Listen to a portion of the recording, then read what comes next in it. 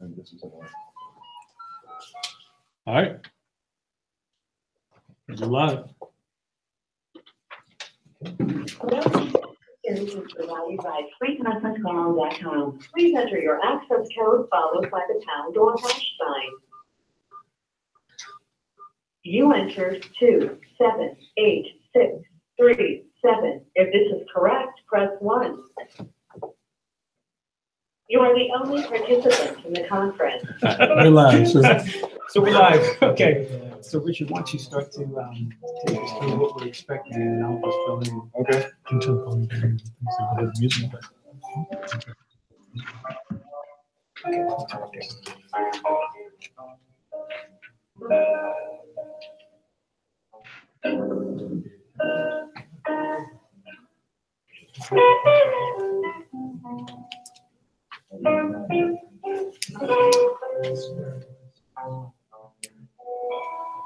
Ready? Okay, we got somebody. Dr. Marty Perez. Dr. Perez, this is Kevin, and we have a room full of folks here. Thank you for joining us.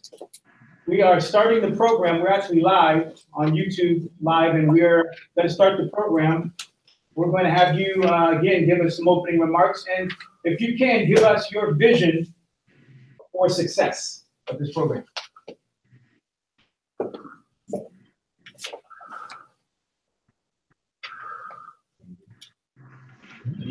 You're on mute. Okay, can we start all over again? Dr. Perez, are you with us? Yes, I am, Kevin. Okay, thank you, sir. Floor is yours.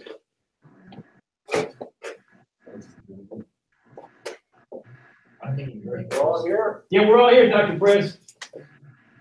Oh, good. I wanted to welcome. Hello, Danny and Lena. Oh, good. Danny's with me too. My vice president, I asked him to join as well. He's the vice president of administrative services, and I want to welcome you all to LA Mission College. I'm sorry to join you physically today. I have an all-day chancellor meeting at district, but I want to welcome Mr. McNeely. I'm glad you were able to come. And I want to thank Professor Stage for doing the tour, and I also want to thank Kevin and Terence and all of our colleagues on this project. It's really going to be a game changer for LA Mission College as well as students. So I appreciate your time and look forward to partnering with you. Mr. Villanueva, do you have anything to add? Okay. All right, thank you. Someone else has joined the phone con? Yeah, good afternoon. This is Danny. I apologize for not being there. My son's been down at school at 12:30 this afternoon. I had to pick him up. Okay. Great parents. Okay, well, with that, we're going to start the program. We want to acknowledge one of the reasons we're here is the gracious time and energy that's been spent by Mr. Tim McNeely. He is a person who's obviously given us a chance to rally around his potential vision for a program that could actually be distributed and shared with not only K through 12 and community colleges, but also 4-year universities. So we want to be able to acknowledge the fact that, again, without his contribution and vision, we won't be able to make this program a success. So without further ado, I'm going to turn it over to Richard and have him, again, ask Mr. McNeely his thoughts. Hello, everybody. Richard Gant here. McNeely, can we have your thoughts? Sure. My thoughts. Well, first, thank you very much for all the stakeholders coming together and being here today and sharing with me and the extended team your vision. I mean, this is incredible. This is an incredible facility that we're having a chance to take a look at. AT&T has had a long relationship with many community colleges and institutions around the state. And we focus essentially on STEM and really in trying to ensure that the technology field reflects the vast diversity of our state. And because we know that there's much to be done to achieve our goals there. But not leaving that behind, but we also understand that as we evolve into an entertainment technology company, there's a huge transition that's happening in entertainment and technology as they converge. And the nucleus really of that is the Los Angeles area. As technology and entertainment are intersecting. And we really think that creates a unique opportunity for AT&T as a technology company, this great intersection. And we intend to lead the way there. But we haven't forgotten our core, one of our core traditions, and that is to ensure that we bring others with us. And we're hoping that through this intersection of entertainment and technology, we can take our approach and really start to encourage diversity both in front of and behind the camera. And we think that this great new world that we're seeing with mobile entertainment and a real opportunity to create original content that really starts to create a different environment for filmmakers as we start to think in terms of content being distributed in a very, very different way, particularly on mobile devices now and short format content. We think that there's a real opportunity for greater diversity, again, both in front of and behind the camera. But we can't do that unless we have people trained in those areas. And meaning we can't continue to do the same thing and expect a different result. We really need to bring the technology and the skills to the community so that we can create a pool of potential employers, not just for AT&T, but what we believe is really a changing industry.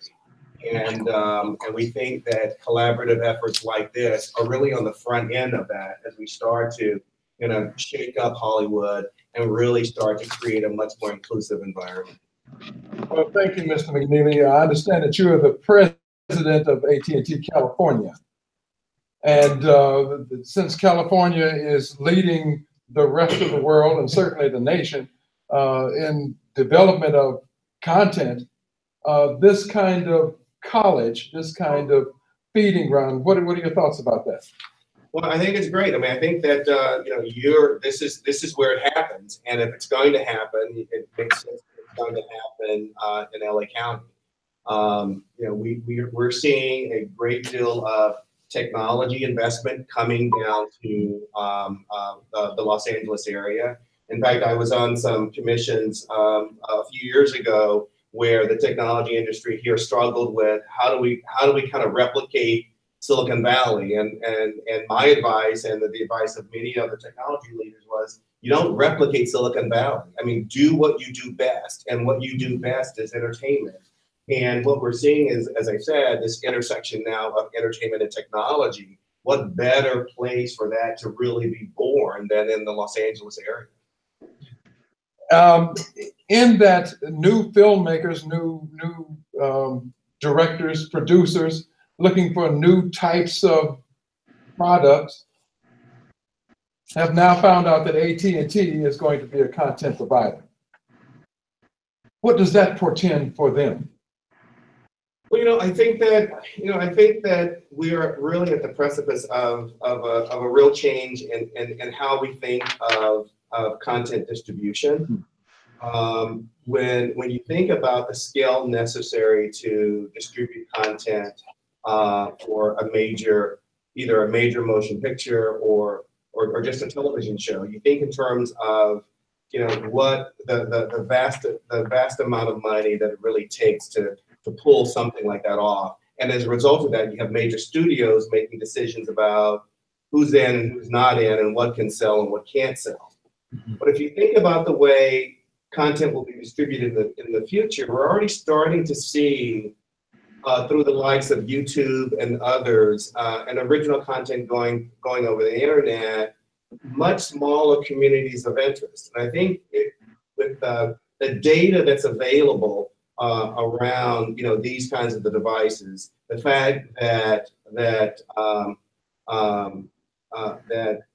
ISPs understand and know how these devices are being used, how the content is being used, you can really start to create content that is much more focused on different communities of interest. And I think by that, then propel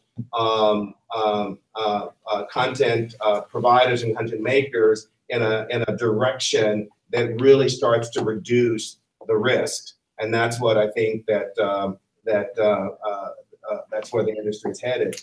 Because if you think in terms of, I was talking to someone a while back about focusing, creating some content for a Korean American audience. In an age where, if you think in terms of an AT&T with 100 million mobile customers nationwide, knowing exactly where those customers are and their activity over those devices, you can really envision a scenario in the future where you're able to create content for that particular community. And those individuals, those subscribers can then pull down the content that they want, and for a lot of different diverse interests that we've not been able to do before. It's very different than something being created for HBO that's going to go out on the airwaves, and you make this gamble. Is someone going to subscribe to that? Exactly through the interest of your mobile subscribers exactly what they're interested in. And you can make a subscription service directly for those individuals. I think that reduces the risk, and it also reduces the scale that's necessary to create something like that. And I think therefore empowers the smaller, more diverse filmmaking community that we're hoping that will grow. Well, with that as an introduction, thank you. You're next. For us to find out, first off, that AT&T is moving into content providing is fantastic and opens up the arena for students, certainly that would be at this college and that are able to see the kind of courses that can begin to come out of that. With that, thank you. And let's hear from Terence Cole, who is to introduce the course curriculum and what the outcomes are expected. First, thank you, Richard. And one, I want to thank really everybody for showing up here and being part of this and going on this journey. Donovan and I had a chance to share a few minutes when I first got here. And there's a lot of questions about, well, what's the course? What are the certifications? How's that going to work? And the concept here is immersive media career exploration. This is hopefully a place where we can take professionals. We brought together, Rich is a business partner, actor for 40 years, someone I've known for a very long time. Sal's a producer, Alton's a producer. We have folks from the county, AT&T, with this level of mentorship, Curtis, Dr. Perez, folks who come both from the community, folks who come from the industry, and folks from the educational community opening these doors. The idea here is that we will open up ideas, minds, challenges to how you make money, how do you monetize this, how do you look at that audience you just said and say, if I could say that there's 100,000 Korean Americans here, and we can produce content at this cost and distribute it at that cost, then we have a profit margin that I could take back to AT&T. And now me as a new filmmaker, I have a path that I didn't have before. And one of the things we want to do in this classroom is to shoot. But one of the challenges I'll tell the class when we first get here is I want to produce this class as a stream, live, out there. And the idea that we will bring people in. So we have your colleague, MJ, from AT&T here. We have Michael Coolis, who's from NC State, who works with the curriculum from AT&T on VR and 3D filmmaking. We have General Arnold Gordon Bray, or retired Brigadier General Gordon Bray, on the line, who's working on ideas for students and challenging that mentorship and developing those skill sets that are soft skills, ways that you get jobs and that kind of thing. And the goal is to bring that all together in a way that I never saw. And I don't think a lot of us have seen. Because when you're in school, so I'm going to show you the curriculum. And I think what you'll see from that is this is not a textbook curriculum. This is not written. This is being written as we develop it. And I don't think if I did this again 6 months from now, it would be the same as what we're going to do in this 12-week journey. And it shouldn't be, because the world moves way too fast on this mobile device. And my day job, I go around the world. I was in Hamburg, Germany 2 weeks ago. I was in New York. I was at CES. I'll be in San Francisco next week. I was in Seattle yesterday. All based on knowing how to monetize content on this little device through these little SDKs, software development kits, that are the way that you have to plug into an app to plug in all those ads that want to come in there to get us the money that we need. So AT&T says, oh, we can give you that kind of money on this app and this business model. Why wouldn't it work? But too many creators are not plugged in to all of the nuances that go between creating great content and getting that content to an end consumer in a way that is scalable and monetizable. So with that, I will show you a little bit about what we're thinking over the next 12 weeks and welcome some thoughts. So the idea here is a Immersive Media Career Exploration course outline. So we pared it down really to 12 weeks of instruction because we decided at the request of the university that we give the first 2 weeks in for recruitment. Yeah. So after today, I got to get people in. you gotta get students. We do have student number 1, Amber Allen. Well, Amber, have you committed to this class already? Good, yeah, we got one. So we have 1 student. For me, I got one. We're gonna have more because Amber will. I told Amber if I show up every Friday and only teach her how to do this, then she'll for sure get her a job. But Amber has agreed to be part of this, and she matriculated from JFK Magnet School in their video filmmaking class, and she is now a freshman here for her first year. Along with this, you're taking digital video production and editing here. Yeah, and audio engineering, right? Audio. So, and then my hope is that we get some students who already have certifications in things like Premiere or Photoshop or Logic or all of the other tools necessary, because I want to pair up people who have the certifications with people who don't have the certifications, with people who may even have a business interest or social media interest, to form a team to then build content. The last 3 weeks, as you see here, is all about content iteration, showing up every week with an idea, produce it, come up with some ideas, screen it, and at the end of that, we will then screen projects from the teams, the students at the end of it in order to prepare something like AT&T Shape.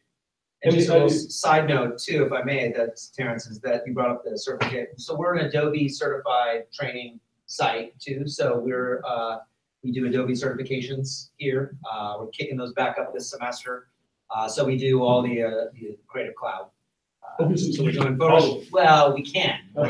You know, we're probably going to do Photoshop and Premiere and After Effects this semester. Okay. So that's, by the way, that's part of a grant that's free for our students so we do a workshop that trains them how to take the test. Of course, they've taken classes. So if you take an After Effects class, which we have this semester, After Effects, for those of you who don't know, is a motion graphics class. By the end of that class, students should be prepared to get a certification in Adobe After Effects, which is the industry standard for motion graphics for TV and film. So mostly TV. So that will kind of be paired with what Terence is talking about. And one of the things that we would love to get from the group of folks that are here, what are the other certifications required in the workplace that should be integrated? And Dr. Perez mentioned to us that he would like to know, 1, the job overlays over the curriculum they have here, and then what are the other certifications that might then augment that, such that we prepare folks for what's in the real world. Because if you just say, hey, well, I have a certification in Premiere, and yet you're required to be a project manager and you can be PMP certified, well, what does that mean, right? And we talk about that kind of conversation. So I think there's a lot of things that you only learn on the job, and I would hope that some of the professionals that come in can say, well, how did you get here? And what were all those other roadblocks, those other things that you didn't see along the way that you had to do? So the first course is the course overview and HR. What does it take to prepare for a career in media? So the place we really I want to start this is this is a career exploration. So we're going to start with a conversation with HR on what do you need to do? What are the soft skills? How do you interview? How do you present yourself? How do you have a portfolio? How do you have all the things necessary? What's a resume look like? How do you present yourself to someone in the media space? The next one would be your digital footprint. Really the idea of what's your social media digital citizenship, understanding that everything you do within the social media environment has an impact on you. And these are the sort of preparation ideas there. So the first thing I do for anybody who I haven't really met is I'll Google them and see what comes up. And you should be prepared that anybody who's going to look at you today, either they're going to Google you or going to put you on LinkedIn, or they're going to look some other thing, or look you up on Facebook if you don't have all those things. And they're going to get some idea of who you are. And you want to make sure that that idea of who you are reflects who you are, or at least who you want to be. Certainly not who you don't want to be. The next one would be a film trip to Heartbeat Studio. And that idea would be to lay the groundwork of an overview of the business of a production. So we want to start with all those basic pieces and say, well, what are the business motives behind a production, such that you can understand why you produce in the first place. And I'll quickly go through the remainder of the things here, but really, this is more, so we want to bring a content distribution guest speaker in. The Creating Reality Hackathon is happening at USC, and so that's a Monday through Thursday. So one of the ideas is that Monday, when they're getting all of the preparation for a Creating Reality Hackathon, get a group of folks over there to see what the prep is. I don't think we'll go through the hackathon, but the day of prep, when they understand all the tools available, I want them to see, one, what is a hackathon in the first place, right? Why do people do it? And then what are all these cool things that people get to play with in order to come up with Creating Reality? What's the next vision of things to come? Then we'll have a conversation with Alton Glass, who is right here. And so Alton is a virtual reality producer. I have another producer with River Studios, a guy named Michael McNair, who's up in San Francisco, who will also come in. And at that point, I want to bring in Michael Kulis, who is from NC State, who has, again, the AT&T curriculum on humans and virtual reality.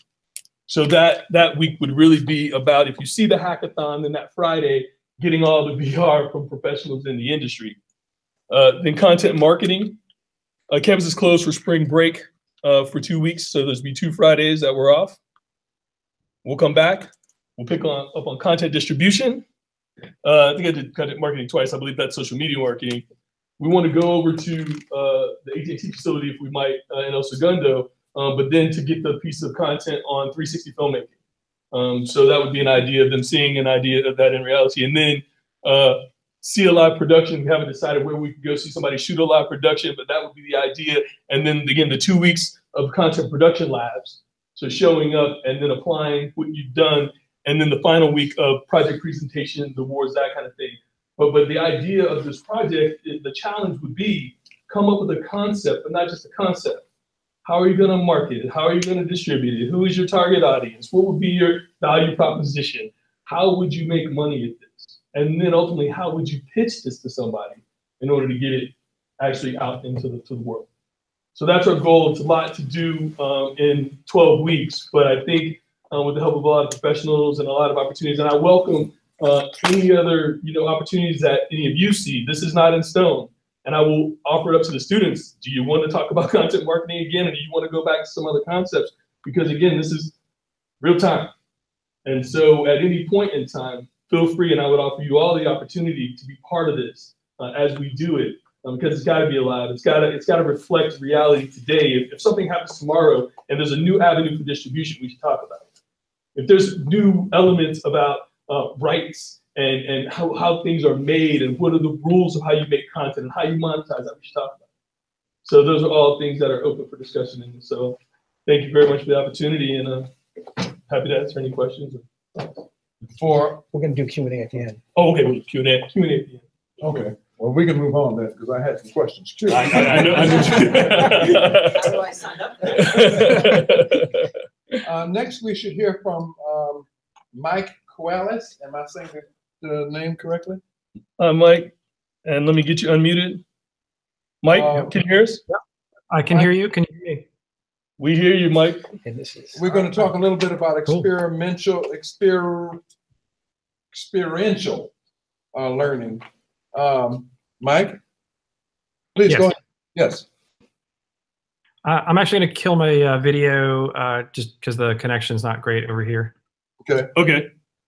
But can you say that last part again, please? We are looking to hear from you.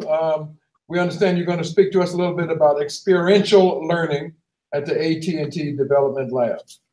Certainly. So just a very quick background, and I want to say thank you for having me on the call. It's great to be part of the conversation, and really just is in line with I think what I've been doing for the past 15 years at NC State University. So I primarily serve as a creative director for online education at the university. I run a centralized production group there. So I manage about 7 or 8 full-time design professionals and as many students as I could possibly sneak in the door and fund in order to fill that gap in learning that they sometimes encounter in the university. So in my career at the university, I've really had a primary focus on constantly or charged and constantly looking towards immersive technologies that kind of bring us closer to the equivalent experience that you'd have in a face-to-face classroom.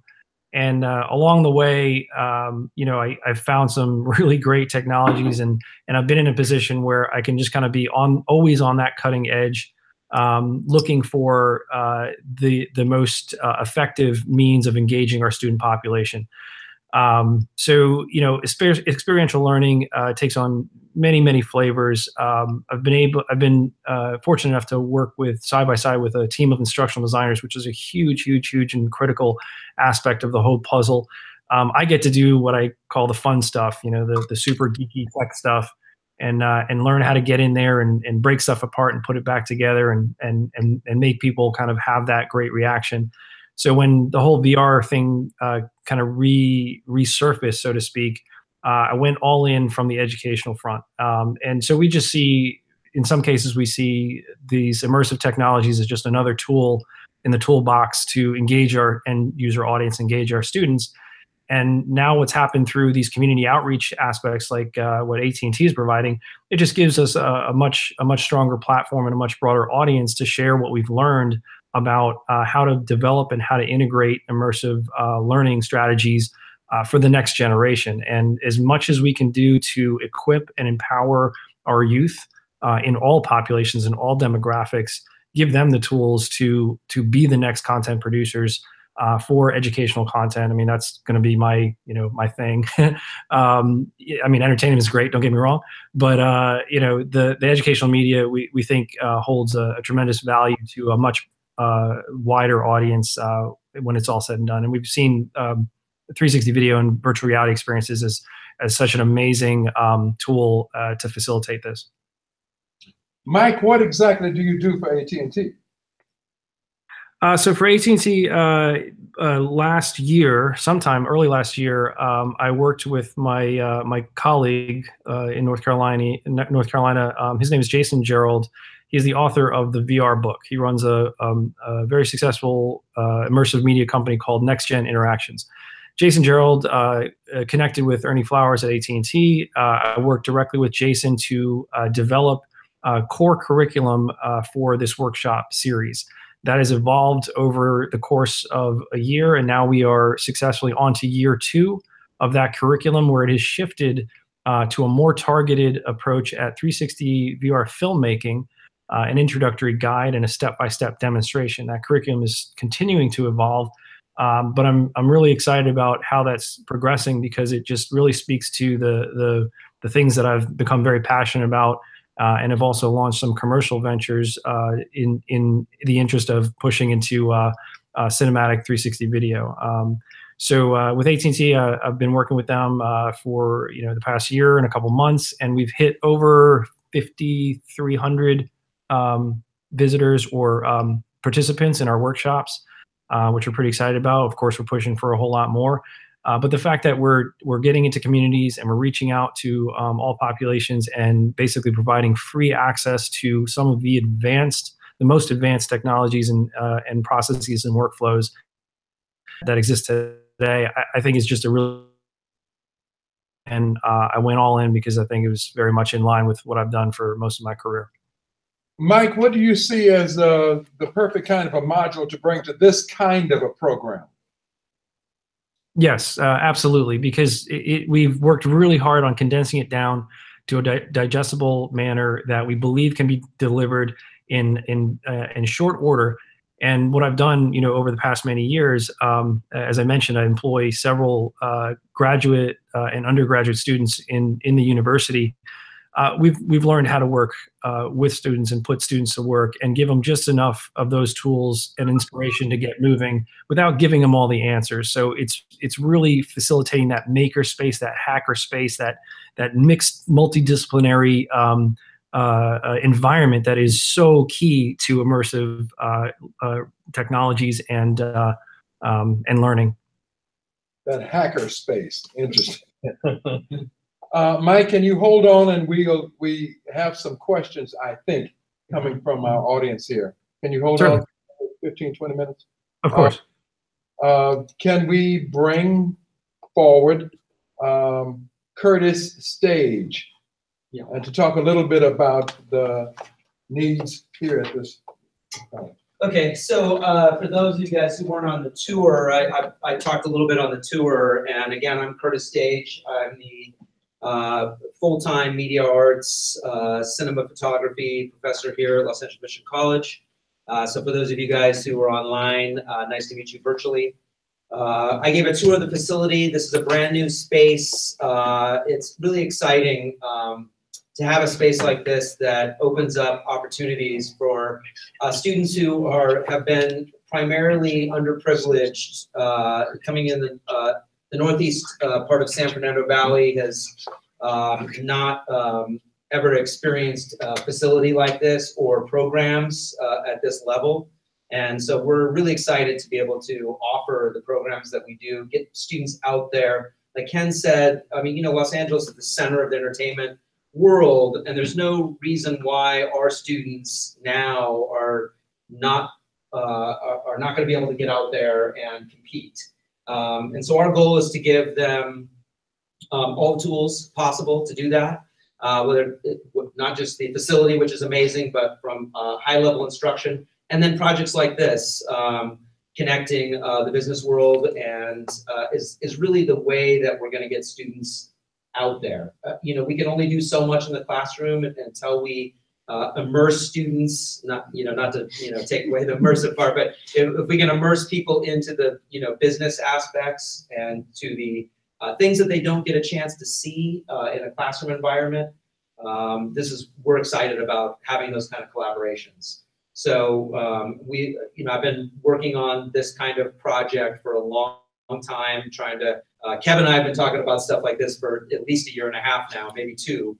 And finally, we're starting to put some things together, and I see it as a potential model for not just Mission College, but other colleges and universities in Southern California and possibly further. Terence saying that the curriculum is loose. I think that is a good thing. We need to be able to. We have a tight curriculum here, so we need to have some coursework that is kind of fast and able to kind of shift and bob and weave and kind of move with whatever we need it to do. So I'm excited about it, that students are going to have the opportunity to that we sometimes are stifled by having curriculum this is set, this is what we do week by week by week, but being able to bring in exciting things that 2 weeks from now something could come up and we have no idea that it even existed. We want to be able to bring that into the classroom, and so a project like this gives us that ability to do that. Let's see what else. I think that's it. Thank you guys all for coming out here. I really appreciate making the trip out here. We always have had, where are you guys at? Somar, where is that? But once they get here, it's beautiful. Right? When it's not windy, it's really nice. When there's no fires, it's really nice. And we had the fires right here. I mean, literally up against the side of one of our buildings out there. So, not this building. This building is highly protected. Yeah, I would have been, but our vice president, Danny Villanueva, wouldn't let me even come near the camp. I called him, can I come? Can I come up? He's probably on the line going, yep, wouldn't let Curtis on there. I'm still, listen, I only have one kid. Thank you, gentlemen. This is our vice president. Yeah. Also, my phone fire. The only thing I want to know is that get this started today. Thanks, Danny. We're working on that. And let me tell you, Curtis knows me well enough to know the way I operate. So he can tell you when I tell him we're going to do something, we're going to do it, we'll get it done. So let's put this in place now. You hear that? Love that. Danny said, let's put it in place now. Marla's our dean back here. Oh. Marla, if you could, we have our dean of our program. Say hello, Dean. Marla snuck in. Oh. So Marla's here. She heard you say that, Danny. So let's put this in place. This is exciting, but most importantly, this will benefit. We're going to put people to work, and that's the major component. Yeah, I mean, when it comes. At the end of the day, students and our community benefit. Community benefit, everybody benefits. It's Exactly. so exciting. It's like I tell people, we're centrally located between the 5, 10, 118, and the 2. You're not going to get anyone that has that access. That's so LA. We don't even have traffic over here on this side. Yeah, that's so LA. Thanks, Danny. So yeah, so I'm excited that you guys are possible collaborators, and whether it's now on this project, in the next few weeks with this one, or if it's next semester, or wherever that is, we'll be excited to work with you guys. So thank you very much. Thank you. Thank you, Curtis. Curtis Stage, our host. Yes. Thank you so much. Next, let's hear from MJ. I will not begin to pronounce your last name. Perhaps you pronounce it for us. On the precise requirements to compete. MJ? Let me see. MJ, are you there? How come I can't unmute her? Well, that's an interesting picture, though. Hello, can you hear me? There you Yes, go. we can. Hello? Yes, you're on.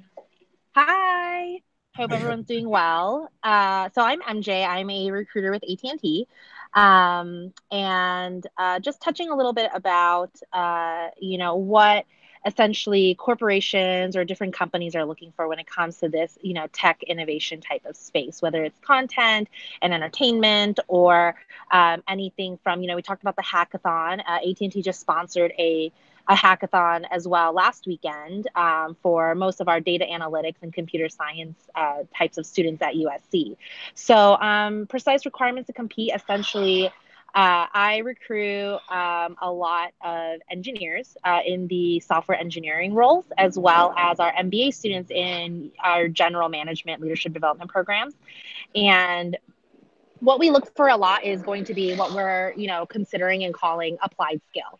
And so what's really great is that, we look at resumes and we look at how students are competing, and what we see that's a big gap between some of our best recruits and some of our recruits that have areas of opportunities is that applied skill. So not only saying, hey, I learned, let's say I heard the example earlier, you'll be certified in, Adobe After Effects. Okay, great. You have your certification, but how have you shown that you've applied, that skill and that ability to render, create, and really work on some, harder, how do you gauge what's a tough project versus what is not a tough project? So really being able to, show that applied skill through project work, through making sure that students are joining the right student clubs.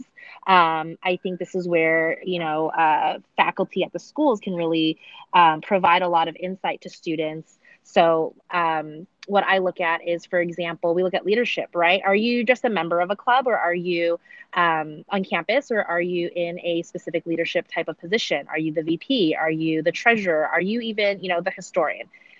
Something that is voted in that shows that, hey, this student has worked with other students and has been able to earn the respect and desire to be led by this student. Secondly, we look at projects and I keep saying applied skill. So one, talking to students about how do you write a resume to really be able to communicate what exactly it is that you have done. in both a technical and non-technical way. So if you use jargon in some type of, let's say you code in C++ or Java and Python, and you're talking about writing scripts, but how do you communicate that on a resume if a company has a non-technical recruiter, such as myself, that looks at the initial resumes versus you are applying to work for a smaller startup company that maybe the direct hiring manager is the first glance of that resume, right? So how do students compete in that space? And so I think that, when I was asked to join this call, it was to talk about, one, applied skill in order to compete, two, taking on those leadership activities, and then lastly is, to build that network. So even talking right now, we had Mike on this call, we have, Ken on this call, and through programs like this and through your universities and local colleges, there's going to be a lot of people that will be met. And I think taking advantage of those, if you don't ask, you won't receive in a way. And so ask for those job shadows, right? Ask for, like, when I wanted to do this hackathon, I've never written a hackathon before. I've never written a business case. I'd never organized a hackathon, but I knew it was something that we needed to do in talent acquisition. And so I asked for the budget, and they said, yeah, go ahead, let's try it. And I think that if you can also ask for what it is that you want and what you need, that will go a long way too. A lot of students, when I ask them, you're a junior in college, whether it's a private school, a big university, or even a community college, it really doesn't matter what school as much as it is how did you utilize your resources. And so I look at students at Cerritos College resumes, and then I look at students at USC. And there's going to be this specific student at both colleges that never did an internship, and it was their junior year. And I always ask why. Like, why didn't you do one? Well, I didn't know. Nobody told me. As much as that is tough, to hear, because there's, career centers and there's, faculty and professors, that should be telling students do an internship, especially if you're an engineer. At the same time, it's also up to the student, right, to make sure that they're asking for that guidance and asking for that insight. So those were, essentially my 3 points: applied skill, utilizing your network, and then taking on those leadership roles.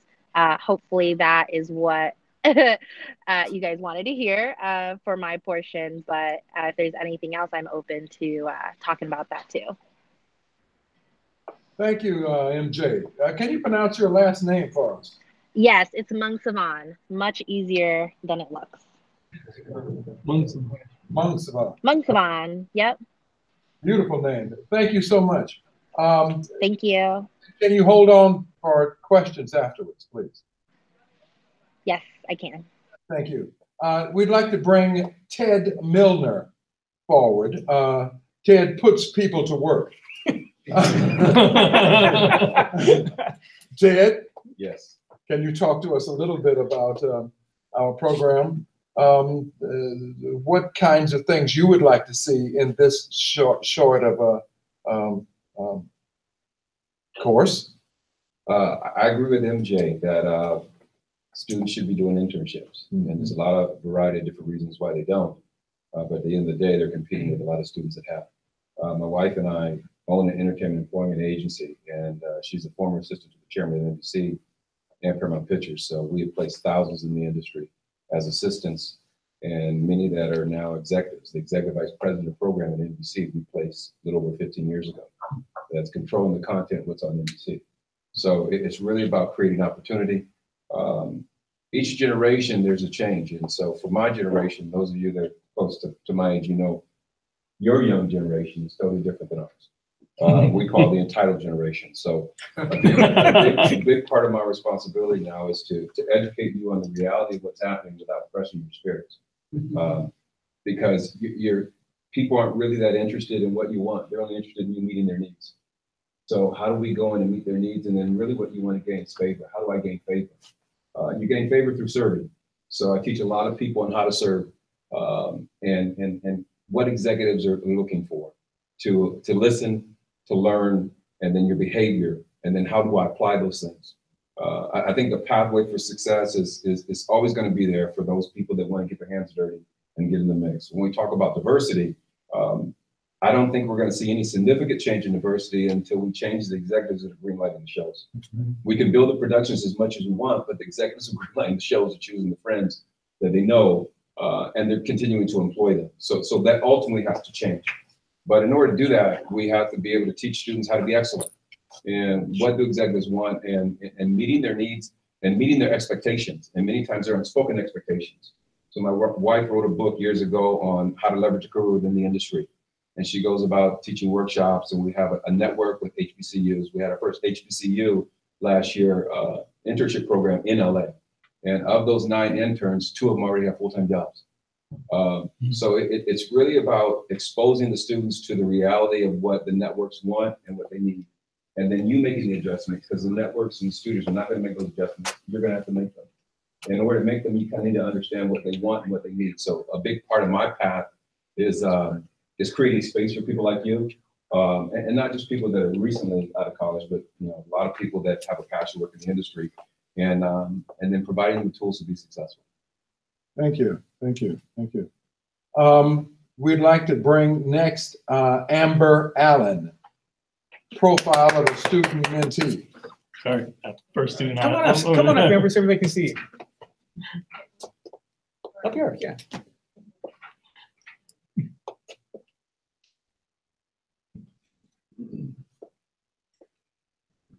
Hello everyone, my name is Amber. I'm a freshman. I'm going into my 2nd semester here at Mission. What are you looking to learn or experience? Well, I'm looking to learn everything. Nice. Yeah, I don't know. I experience like real world experiences, because there's only so much you can learn in the classroom. So anything you can do to like get ahead of the game. Internships are really cool.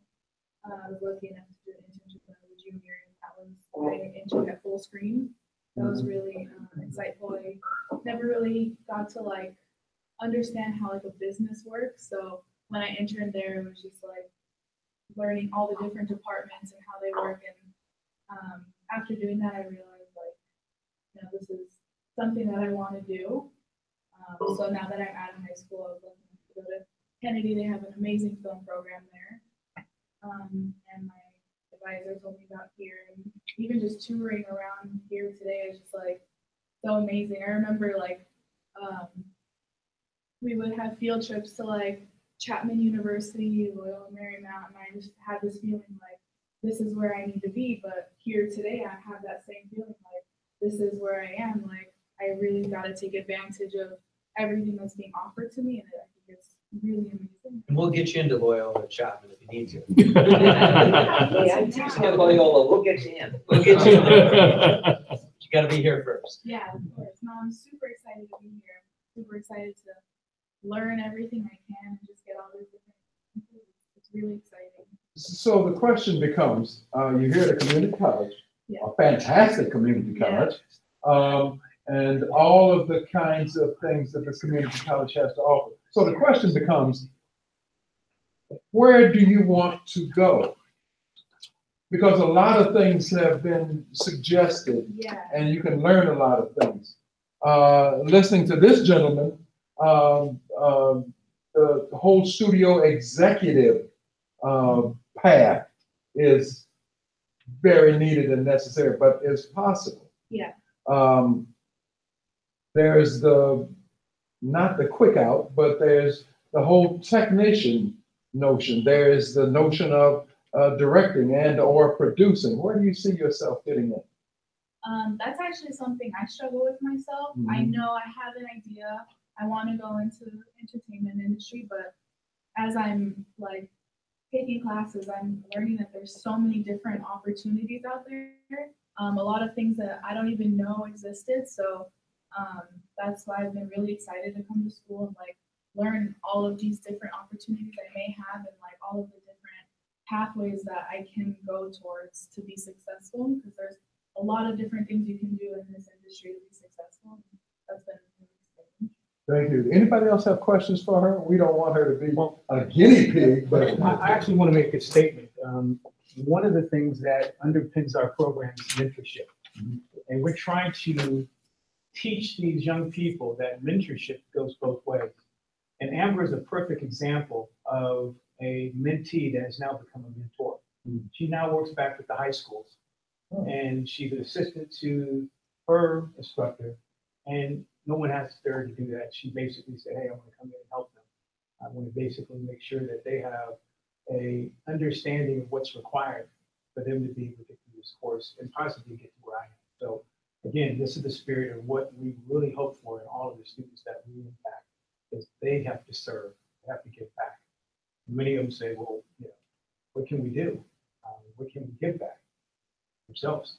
So again, I want to just make sure that we get this particular kind of spirit embodied in our program. So MJ or Ted, do you have anything that you can, you know, give words of encouragement to? I would just encourage Amber to be aggressive and be assertive. Don't be afraid to ask. You seem kind of like a quiet person, a little bit reserved and probably cautious before you tread, but you know, that may be a little uncomfortable for you, but don't be afraid to ask. You'll know when you've overstepped your bounds. But if you're going to err on asking. That's great.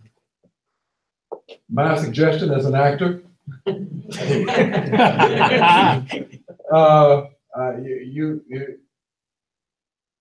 boldness is appreciated. I think it's appreciated throughout the industry. But you'll get that. You'll get that when you feel very sure of what you're doing and how you're doing it, what your training has been. But boldness. Go forth, young lady. Well, once you have, you know, tools and confidence, you know, that boldness starts coming. You can make, you know, you can make good stuff, then you start getting confident about it. The other thing is, you have the opportunity to be in front of decision makers. This man right here, it's fantastic to even see him. Because it's going to be very hard later on to catch up with a person like that. But what he's looking for is innovation. And that's what you got. That's why you are here. Everybody don't have access to your community, whatever your community is.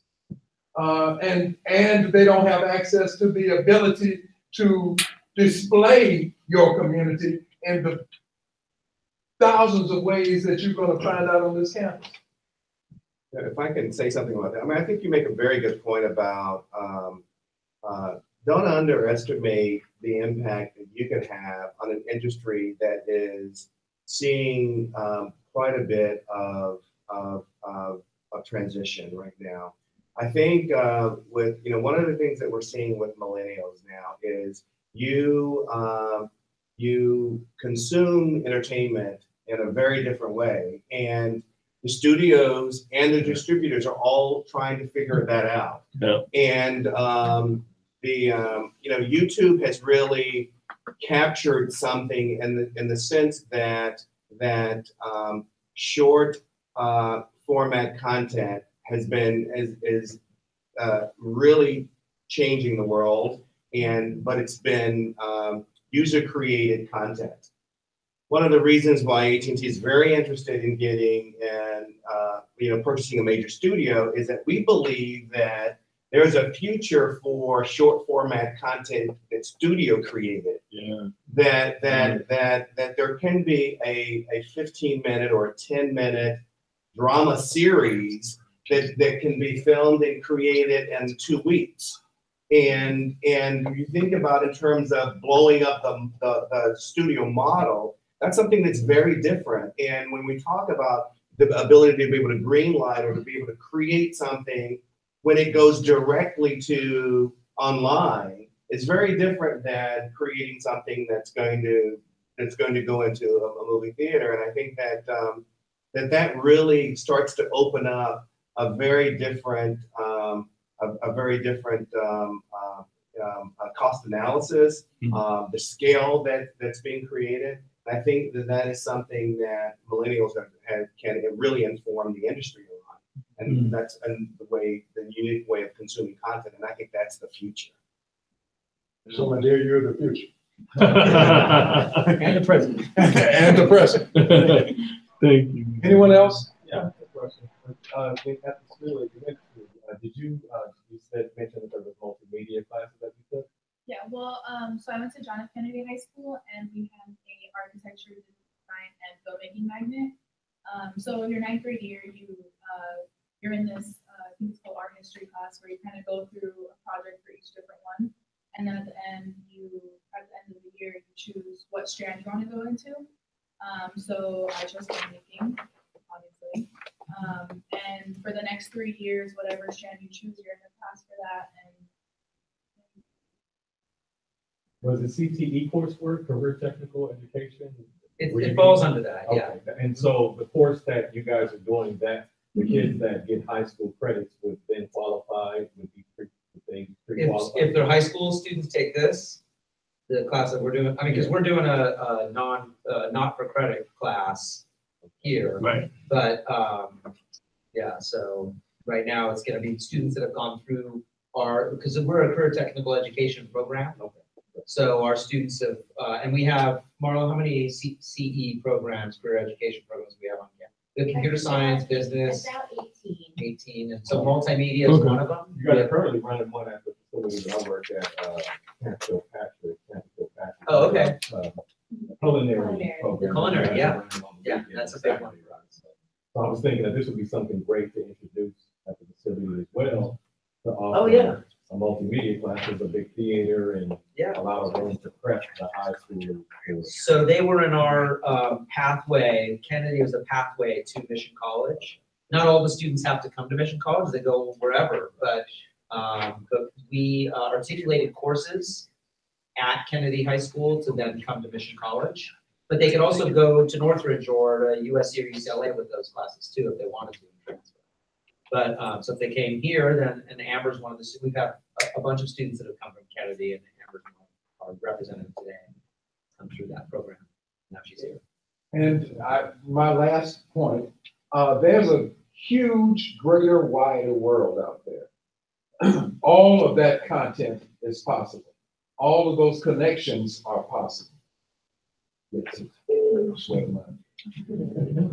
Thank you, Amber. We only have 5 minutes left. I'm sorry, General, but we only have 5 minutes left. Can we hear from retired Brigadier General Arnold Bray? And I won't say thank you for your service. I won't go there. But thank you. Can you hear me? Yes, sir. Okay, I'll go very quickly. First of all, you all don't know you're talking to Booker T. Washington from Ragtime. That's Mr. Gann. He's actually, wow, he was tackling you. he's actually a hero of mine, and I've watched him quite often. MJ, and just so you know, I'm currently in Leavenworth, Kansas, outside the fence, and I am doing some work for strategy, because what I do is strategy, leadership, and diversity. But I want to let Michael know that I live in Rocky Mount, North Carolina. So go Wolfpack, but the Tar Heel State. And MJ, I got to tell you, you may have to modify that picture, because I could tell a lot of the guys were saying it's a nice photo. So I just give it. Social media. Now, all that said, I do a lot on strategy, leadership, and diversity, and I've been working with Dakar and both Terence and, of course, Kevin for off and on for about 8 years. And you may not recall, Mr. Gant, but you and I spoke several times, and I've been part of several teams. When we were at via this mode more often than not. I come out to Compton a couple of times to talk to some of the kids there. Amber, you are a very fortunate woman, and because you don't realize it, but you've just had 4 interviews. True. You know, and because what will happen is your name's going to pop up. They're going to see your face, and everyone there is going to say, I can work with that. I can do that. She's got what I need, and people are going to start to steer you in the right direction. Kevin has access to many people in the LAUSD that I think is representing where America is going to look like and be like in the long run. Because I hate to say it, but those of us who think that we are of a certain ilk or ethnicity, we are going to blend, and that's where the world's going to. Unfortunately, many of them are going to be underserved. And with that, there's a culture that's emerging. And those who don't recognize that the culture brings about certain desires, certain needs that have to be met. And that's what AT&T and people like them are looking for. They're looking for that new market, those new ideas. And Amber, you're going to bring that to them, you and your friends. And I like what Kevin has got you doing. One is, you're not just a mentor, you're a pathfinder. And you can choose to be one of three as you go forward. And listen to those things they told you. First of all, you can be one of three things. You can be a roadblock, a token, or a wedge. And what that means is when you're going to get a chance to get in the room, and you're going to be able to go in there and be happy that you're the only one that's there, but you got to be a clown. And if that happens, that means you block those that come behind you. If you go in the room and you're happy to be there, but you think of only yourself and you don't bring your whole cloth, you're just a token. You don't matter because you're not bringing your voice and your whole cloth. But you've got skills, knowledge, and abilities. So when you get inside the room, you've got to show all the great things that you're about, and you need to go ahead and be bold. And what you do then is you're going to open the door for many people from wherever you're from and have the same whole cloth you do. And for that reason, you'll open the door for more to change and more of America to come through the door.